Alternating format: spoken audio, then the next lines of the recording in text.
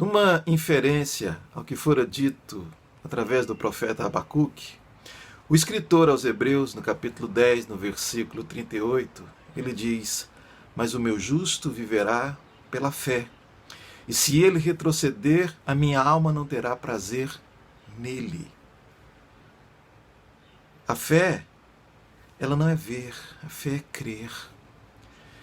E momentos de dificuldades, momentos de adversidades, são os melhores momentos de nós provarmos para nós mesmos a nossa fé. C.S. Lewis diz que dificuldades preparam homens comuns para destinos extraordinários.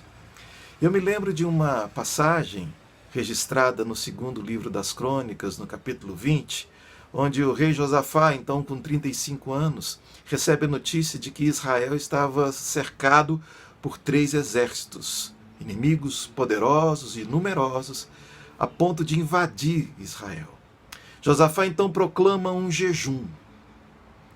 E a oração de Josafá era: Senhor, nós não sabemos o que fazer, o inimigo é mais poderoso do que nós, mas os nossos olhos estão em Ti. Então, ele entrega ao Senhor, ele abre mão do controle, até porque estava fora do seu alcance, fora da sua capacidade de gerir aquela crise, e ele entregou para o Senhor. O Senhor deu a ele uma estratégia. O Senhor mandou ele ir porque a batalha já era ganha. Deus já tinha ganho a batalha para Israel, para o rei Josafá. E ele coloca os cantores na frente do exército. E à medida em que o exército inimigo ouve aquele louvor que conectava o povo ao trono da graça de Deus, o exército inimigo se apavorou, subiu um no outro, gerou aquele tumulto, e o exército do povo de Deus venceu aquela guerra, e ainda depois disso ficaram por ali alguns dias retirando os despojos, juntando os tesouros do exército inimigo.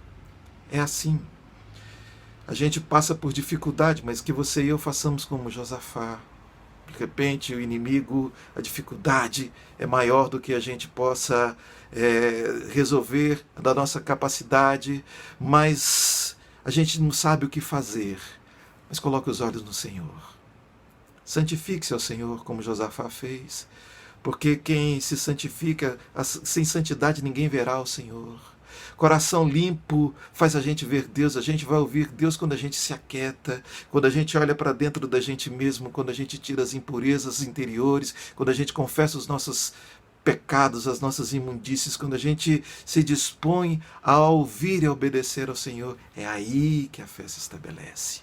É aí que o Senhor entra em ação quando nós desistimos. Porque enquanto a gente estiver com a força da gente, por que Deus vai agir? Quando a gente estiver usando o braço da gente, a gente está simplesmente se privando de ver a ação de Deus que é perfeita. E louve ao Senhor. Louve ao Senhor. A fé, ela não retrocede, ela não desiste. Jesus, quando ensinou a gente orar, a primeira coisa que a gente faz na oração é louvar. É dizer: Pai nosso que estás nos céus, santificado seja o teu nome. Quando o inimigo interior e o inimigo exterior percebe a gente louvando de coração, ele estremece. Quando o nosso louvor se conecta com o céu, quando a adoração a Deus, a confiança a Deus se estabelece, não há tristeza, não há dificuldade, não há crise que resista. Portanto, eu queria deixar essa meditação para você hoje.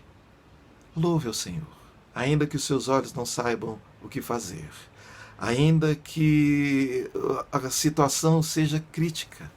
Lembre-se da promessa do Senhor: quando passarem pelas águas, elas não te afogarão. Mas a gente vai passar pelas águas. Quando você passar pelo fogo, ele não te queimará. Mas a gente passa pelo fogo. Não evite, não desista, não retroceda, porque se o meu justo retroceder, não terá nele prazer a minha alma, diz o Senhor. Nós, porém, não somos dos que desistem para a perdição, mas somos daqueles que perseveram, daqueles que prosseguem para a salvação da alma.